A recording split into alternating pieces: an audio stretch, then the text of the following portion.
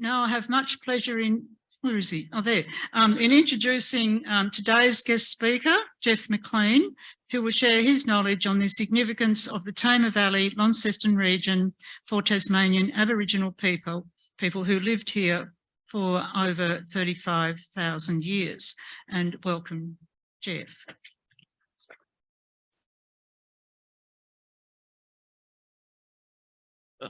Thank you, Marion. Hello and welcome, everybody. The first thing before I start, I'd just like us all to pause for a moment while we pay silence for paying respects to the ancestors and elders. So we'll just do that for the moment as we recognise them.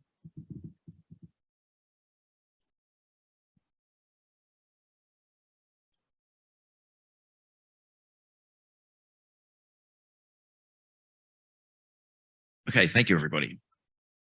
Now, of course, the Tamar Valley has been an integral place for Tasmanian Aboriginal people for an extended period, over 35,000 years. Now, going back in time, though, we do know that Aboriginal people have been in Tasmania for at least 40,000 years. And it's in the Fourth Valley that they've determined that's where people were living 40,000 years ago. That's the Pamapa-Mithana area there that's located in the north on the map. A couple of other significant ancient sites there as well, but it's the one in the Fourth Valley that's determined the 40,000 years. Now, of course, people came across what is known as the Bassian Plain 40,000 years ago. So there was an ice age in place. The sea levels were lower and people were able to walk across the plain, which was probably a very windswept, desolate place, actually, when you consider its location. Would have been ripped by what we call the Roaring Forties, probably extremely cold. And when people came over to Tasmania, they would have fanned out around the coastal areas. Because if you look at the map of Tasmania there, with the ice denoted by the white patches, there were glaciers in the Central Highlands, in the central part of Tasmania, the Midlands, was not habitable for humans. It was a frozen, icy place, lack of water, no plants, no animals, not good for people. So the people were coming across hunting animals such as wallabies and pelimelons and things, and then fanning out the coastal areas. Of course, valleys were important places because they were sheltered, and the Tamar Valley is no different.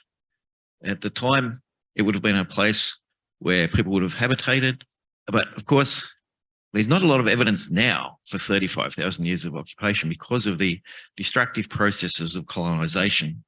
The middens that were there, described by Patterson and others as being extremely large, they were plundered for the shell to make lime so they could make cement.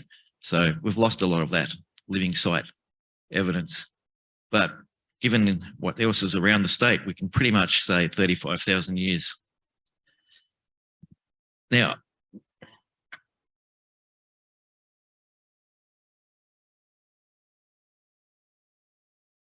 how do I change screen? Change the screen. I need to change the screen. I'm on the website. I need to put up the website. Put that first. I need that. Oh, it's not a slide. Website.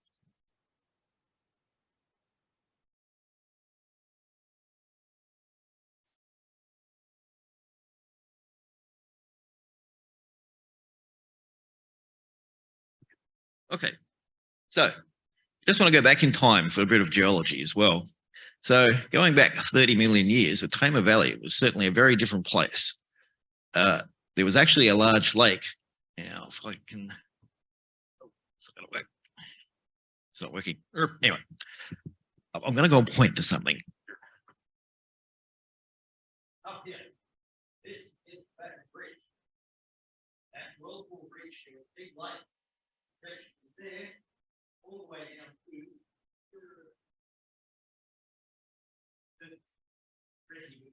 down. So this lake covered that whole area, and it was about 5 kilometres wide. So it was a big area. And that is why the sediment from the Launceston would go down for over 100 metres. Clay, mud, and various things, that lake sediment. So that's why we have what's underneath. After 10 million years of erosion against what was volcanic plug basically dammed up the lake.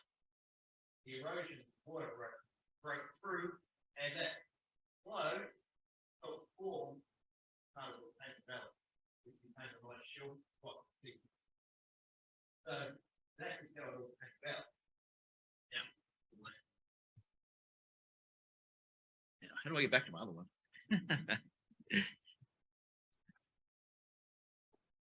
So the Tamar Valley became a very attractive place for humans because it was sheltered. There was mountains to the east, large hills to the west, and it is still home to a wide range of animals and plants that are good for humans. Interestingly, the first European explorer to come here and find this area, he's described the gorge there. And he says, on my return, I examined the arm taking a southwest direction. Opening the entrance, I observed a large fall of water over the rocks near a quarter mile up a straight gully. He's describing the gorge. Between perpendicular rocks, about 150 feet high, the beauty of the scene is probably not surpassed in the world. This great waterfall or cataract is most likely one of the greatest sources of the beautiful river. Here he's referring to the Tamar, every part of which abounds with swans, ducks, and other kinds of waterfowl, wildfowl, bird, and plant resources. So he's describing the foods that the Aboriginal people have been using for survival, to live on. And that one there, that also shows you some of the animals and plants that are found around. So you've got kangaroo apple, black swans, native currants. And the native currants have come out very nicely this year, much better than the cherries, which is the next one, native cherries, wallaby, and wattle tree seed pods. So there's a great variety of food.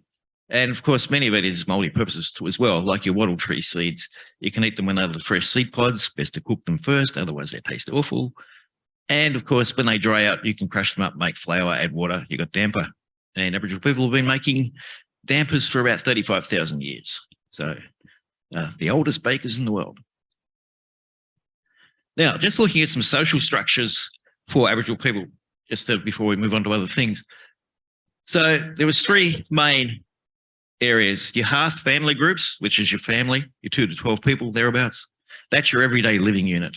Pretty much the same as we live in our everyday family units today. You've got your clans or bands. I prefer the term of clans. They can be up to 80 people, usually extended family groups, just like we have extended family groups. Then you go to your tribes or your nations. And again, I prefer the term nations. This is around 800 to 1,000 people. So that gives us roughly, at the time of colonisation, 1803, a population of about 9,000. Here in the Northern Midlands, which is our nation, territory here, you've got three main clans. The Letramarina people, Panara people, and the Tyranno-Pana people. Now, they would be fairly seasonal movers, and in the summer months they would be more in the Midlands area, well, particularly one group in particular. If we look there at that map, that gives us a fair idea of what the areas of the people would have inhabited. Now, of course, they weren't static. They had to move around, but that doesn't make them nomads. So they weren't a nomadic people. It would be incorrect to say that, but they were certainly mobile. And some research that I know of has determined that you need 2.2 square kilometres per adult per month to live off the land. That's for your plant foods, not your animals, but your plants. So these people would move around. Particularly in the summer months, late summer months, they would start gravitating towards Launceston as they move probably further north for the southernmost ones, getting up into some of the sheltered coastal areas to live out the winter months. Now, the observations that we've got now, just going back a little bit, the three clans, I think we're missing 5. That's my interpretation. And that's because by the time George Augustus Robinson, who was the main person we rely on for observations and recordings, by the time he was doing it from 1829 onwards, Aboriginal society in Tasmania had pretty much been destroyed. The population of 9,000 was now down to around about 1,000 in 1824. By the time Robinson came along, it's probably down to hundreds. So the three clans in the north would have been the remnants of probably 8 or 9, I would say. And I think Lyndall Ryan said there'd be at least 5, but I think there'd be more than that when you look at it. So that's one thing. The evidence is not overly helpful because of the timeframes involved. But if we look at the Nine Nations map here, we can see where we are there. We're the blue, the Midlands Nation. And of course, you've got your three clans. And as I said, even on the map, they look like static entities, but they're not static entities. So that's important to note. Now, if we look carefully to the Midlands Nation there, close proximity to other nations as well, which is important. So gravitating towards Launceston for ceremony would have been sort of very important, probably more around this time of the year too, when it would start gathering. And some people have said or interpret that the first basin was a major meeting area for people, but I would dispute that and say it wasn't, because the first basin is actually a terrible place to have meetings for big people, big groups of people. Surrounded by cliffs, you're able to ambush, you're right down, you're tactically horribly placed. So it's more likely that the gatherings were done up in higher areas around the Trevelyan Reserve, and some archaeological evidence does support that. And here's some old photos and paintings showing the first basin area. And you can see it is vastly different from what we've got today. Today, with its manicured lawns, it does look like a wonderful place to gather people. And for those of us, most of us probably old enough to remember basin concerts with 10,000 people there. But of course, you wouldn't want to have that many people for a major gathering for a ceremony and things in case you'd be ambushed. So yeah, very different.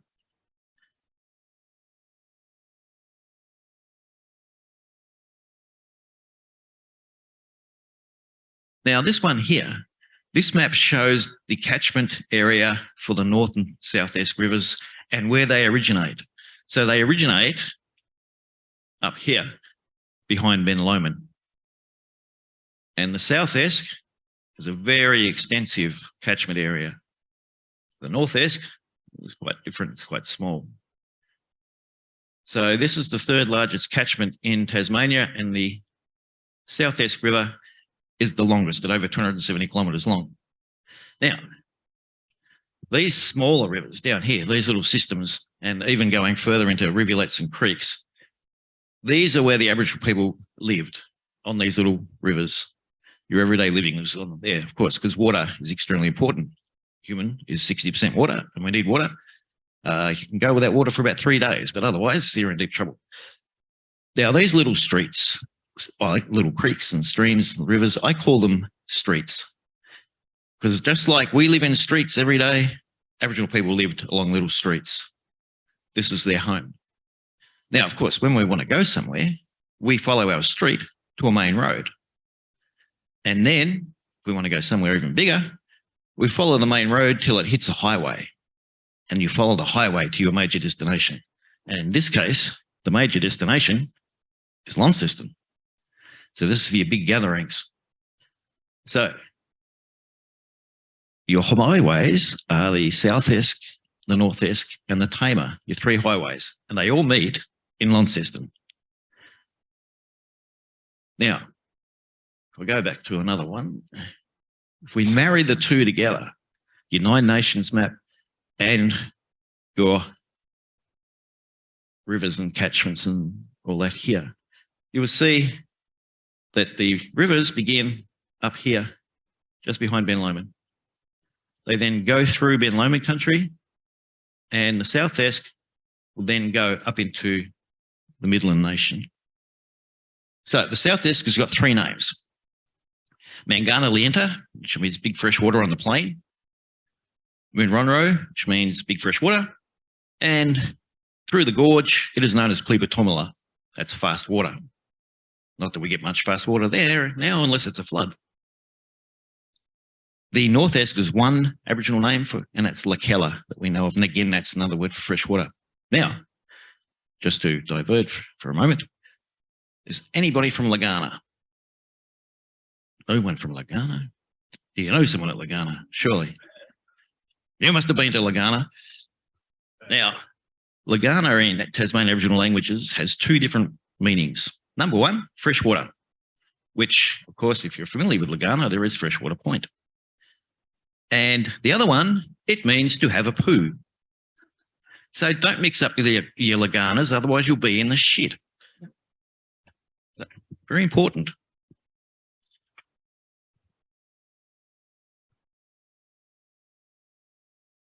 Now, just going back here, this is showing a place in the Trevellyn Reserve, which was a large gathering area. It's on top of a hilltop. It's about 200, 300 metres above sea level. Actually, if you do your Strava or something similar on your smartphone, it'll show you actually go up more than 400 metres in elevation to get up there from Launceston.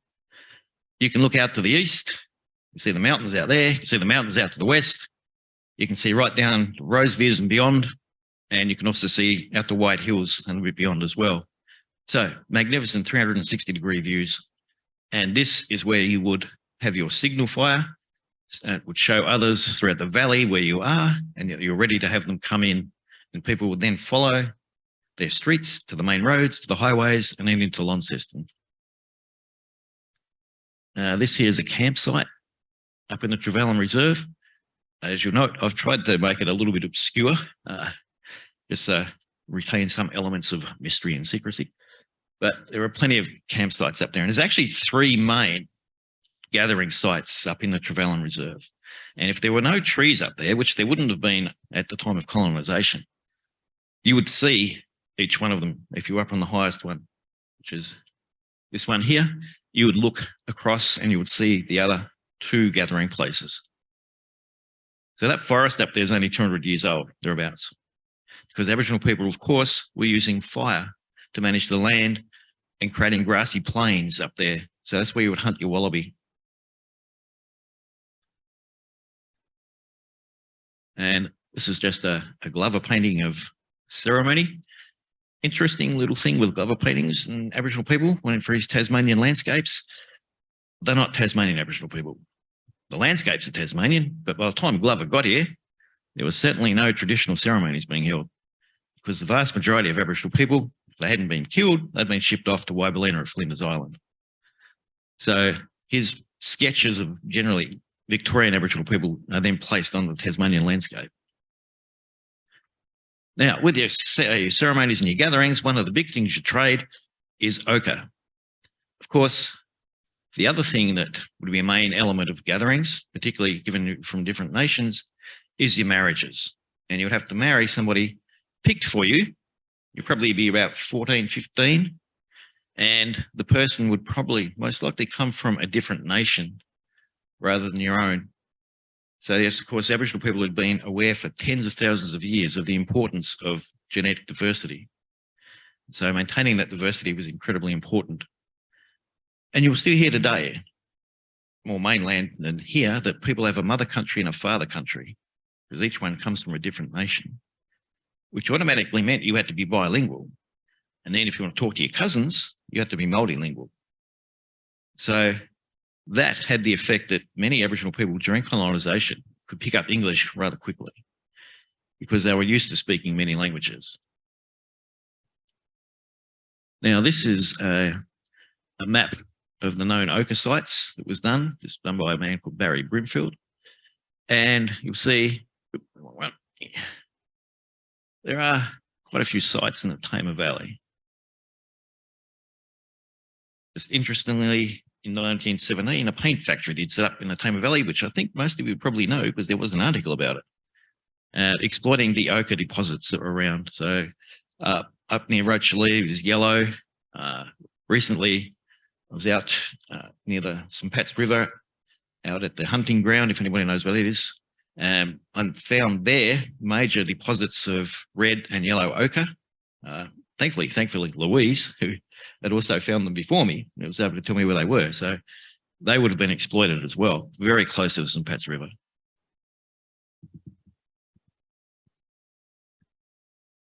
Now, the red ochre was the most prized ochre, and men would use that to put in their hair.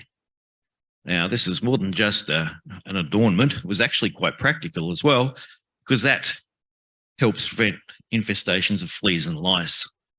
So it's a very practical purpose as well. Of course, it has also been noted that Aboriginal people would mix ochre with animal fat and smear that on their skin as a protective layer in summer and an insulating layer in winter. Now, some of the early explorers have described Tasmanian Aboriginal people as having this dusky reddish colour. That's the ochre covering the skin. Now, just interestingly with this painting here, this is Malboy Hina, if anybody's heard of Malboy Hina. He was a Black War warrior, one of the two men, along with him and Tunnerminnerwait, who were executed in Victoria after a major mishap.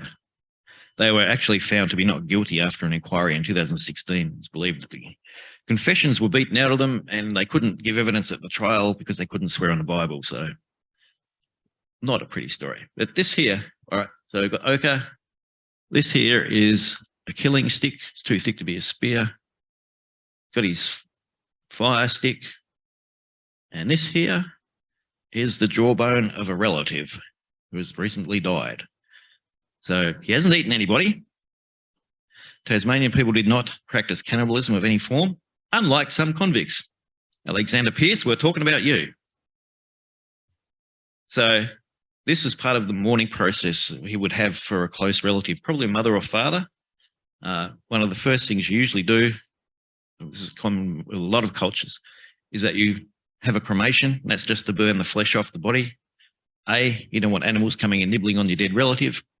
And the other one is, of course, you don't want to have a rotting corpse in your campsite because it will spread disease. But for a significant relative, you would wear a significant part of their skeleton around your body or in your neck, in this case. Women would often keep the skulls of babies that may have died as well. And quite often they were used as some sort of medical talisman as well that might be used for curing. You place the skull over the affected spot and it's supposed to help it heal. Oh, go back one. Okay, I just want to diverge for a moment. So I've recently come across a man that some of you may have heard of, and he was a Letramariner man during the Black War. Now, the Europeans called him Humera, which was a mixture of two words, Hugh Murray, and he was employed by Hugh Murray when he was a young man. But Humera had two Aboriginal names. His Kana Lagena or Multi-Her Lagena. I don't know about the pronunciations, but I'll get as close as possible. And he was born around 5 years before colonisation. So as a young boy, he probably heard stories of these strange white fellows who were visiting the northeast and north of Tasmania, the sealers and whalers. And he eventually became a key player in the Black War. He was actually described as a dynamic leader in the conflict with the Europeans. But in the closing months of 1828, he and his wife, Lau Ino Luna, was captured by a roving party led by Gilbert Robinson. Now, the thing that probably saved their lives is that at the time there was a bounty on Aboriginal people. You had to bring them alive. You got £5 for an adult, you got £2 for a child. It's a fair bit of money back in the time. So Robertson would have only been too keen to claim that. Now, Monty Lagena spent 12 months in Richmond jail and was released and allowed to join George Augustus Robinson on his friendly mission, negotiating a peace deal. And both Robinson and Governor Arthur hoped that he would become an agent for racial reconciliation. So he may have agreed to do this, to join Robinson for his freedom. However, he never subordinated himself to Robinson, and he absconded from the party on May 1830 and demonstrating his knowledge of the land and probably of the night skies as well. He escaped at Trial Harbour, right here, and made his way back up to his territory in the Tamar Valley. So a pretty fair feat by itself. So, oddly enough though, he then presented himself to authorities in Launceston after just a few months. Now, that may seem odd on the face of it, but overall, perhaps it wasn't. it's highly likely he'd heard that there was going to be what they called the Black Line. I'm sure many of you are familiar with what the Black Line was and was supposed to do.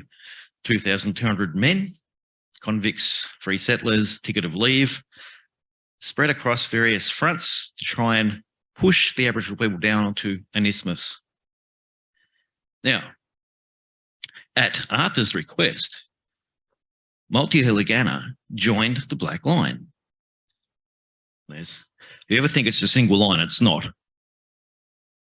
As you can see, it is actually a series of different lines. So the idea was to push the people right down into here. Now, it may seem like a strange move for him to join that Black Line, but it was actually a very tactical, very, very good tactical move. What he was doing, he was gaining reconnaissance and intelligence. And as soon as he worked out what the Black Line was, its strengths and its weaknesses, he absconded, made his way back to the Tamar Valley and Esk Valley, banded with a couple of others more than likely, and they started attacking the colonists behind the line. Brilliant piece of tactics. Because the people behind the lines, the colonists, were unprotected. All the men were on the line, or lines, as it may be. And as soon as word started filtering through that there were attacks behind them, it destroyed morale on the Black Line. Not that it was that high anyway. The whole thing was a farce. People got lost, couldn't find their food sources. And how they didn't kill themselves by shooting at each other at night, I don't know. Because what happened, of course, the sentries, they were so jittery nervous. Whenever one of their fellow Black Line colleagues went to do a toilet stop in the night and he rustled in the bushes, they'd shoot at him. But they didn't hit anybody. They didn't capture anybody either, not of any note. So it was a colossal billion-dollar failure in today's terms. And you could probably put some of that down to Multi-Hiligana's actions and others behind the line of undermining what they were doing. Now, that kind of makes him a bit of a, I would say, a war hero in many respects, although there would be some who would rail against that. But interestingly, Multi-Hiligana, he actually did end up being exiled to Flinders Island, but he was allowed to come back to Launceston in 1832, but became severely ill with dysentery. And he died on the 24th of March, 1832. Now, he was buried at St. John's Graveyard, which I believe is the Cypress Street Cemetery, now Broadland Park. If anyone wants to correct me on that one, it's okay. Oh, someone said I was correct. Hey, there you go. So when he was buried with both Aboriginal and European ceremonies, which is quite important. Now, interestingly, there now is a plaque dedicated to the first fleeters buried at that cemetery. There is nothing about Multi-Hiligana being buried there. In fact, that photo pretty much sums it up. A cemetery with a significant Aboriginal Black War warrior, private property, keep out. So on that note, I will let you ponder that. And of course, come and have a look at the little artifacts that I have up there as well. So yeah, thank you.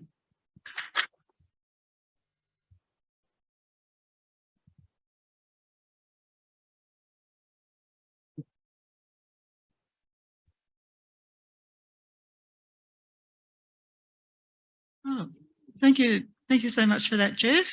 That's very informative. Do we have any questions? This one. We'll just wait for the microphone, and so we can hear you.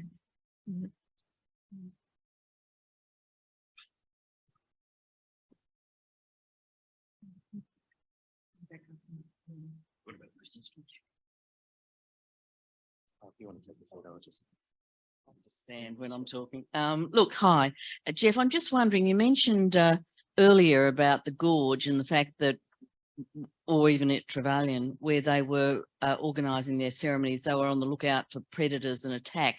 What sort of threat would there have been to them at that point? different tribes or something else? Well, yes, while there was great agreement between the different nations, they weren't immune to having disputes. So like any other human group, that at times they would be in conflict with others. And so that was the type of thing that you could have had to protect yourself against. The most common cause of dispute was often not meeting obligations when it came to providing women for the marriages. So if one group transgressed on that one, then that would cause a major conflict. And so often it was interesting with people with conflict resolution. There were times when, various tribes or nations identified themselves with particular trees. And so you might go and spear the other group's trees as part of the dispute, and they would then spear your tree. But of course, with most physical conflict, there were rules in place. There was no coming in to wipe out another group. The number of fatalities would always be limited. So that was clearly set in place. So not just for an example, if you've got a dispute, turns physical, you kill one of the other group, that could be the end of it. So you don't inflict mass casualties like we have with modern warfare. It's completely different.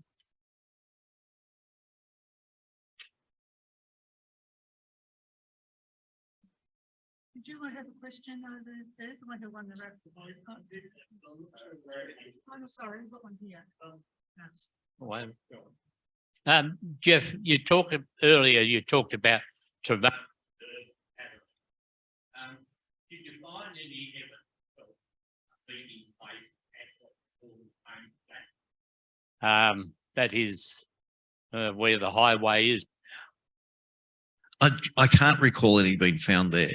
I know that they've also done examinations as part of the University Moving to Inverest. They did stuff there as well. Nothing was found. But of course, we do have the issue that there has been so much development over time that a lot of the evidence that may have been there is no longer there. As I mentioned before, particularly with the middens, which were very, very big. I think they were described as something like a quarter mile long and 4 or 5 meters high. These were all plundered. So there has been so much development in the Tamar Valley. Our knowledge and what we can find is quite limited. Yeah, it's possible, but we don't know.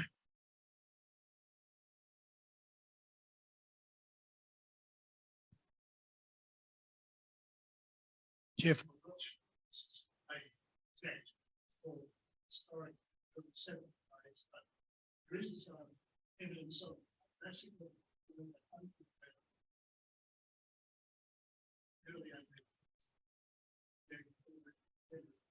That is incorrectly attributed by the University of New South Wales to a place near Windermere called Native Point.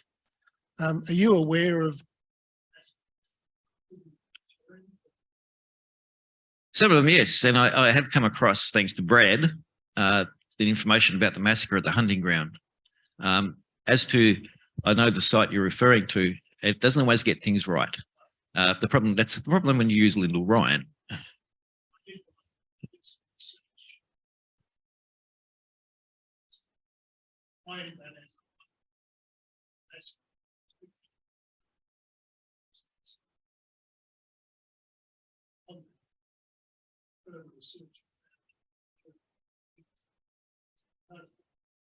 Yeah, there was another one too, done by a person at the university. And this is a different site, it's not in the north, in the south, where they said there was a massacre at Restdown Creek. Well, they've confused the homestead Restdown at Risdon Cove with Restdown Creek and said there was a massacre at Restdown Creek, and there's not. So, yeah, mistakes do happen.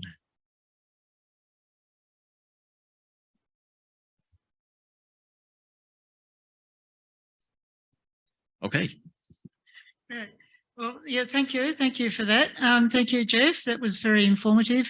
I'm actually interested that you said that you don't think the First Basin was a meeting place, because before the colonialists came and wrecked it all, it was very, very difficult to even get to, and the waters were fast flowing, so it would have been difficult to get any swans out of the river and all that sort of thing. So I think, yeah.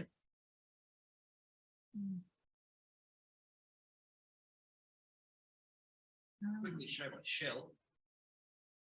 This is, for those of you who may recognise it, a freshwater mussel. This shell is over 70 years old. It was plucked out of the first basin in the 1950s before they put the dam in. And this would have been a food source, also a tool, multi-purpose tool, drinking, mixing ochres, trade, and sharp edge. So for small groups of people, the basin definitely would have been used as a place to gather foods. And I would say it was probably like we have today, a recreation area. So you've got a natural swimming hole. And of course, we know even us, we have difficult places to get to, we find a way. So yeah, it was not a place that wasn't used, it was, but for large gatherings, no. And as Marion said, it was very difficult to get to. So if you can imagine trying to get infirm people, pregnant people into that area, yeah, it's just not going to happen. Oh, good. Well, thanks for clarifying that. Yep. Good. So thank you very much. We'll call that the end of the meeting. Don't forget the projects up the back there, and we'll see you all again for the John West lecture in March, 19th of March. Thank you.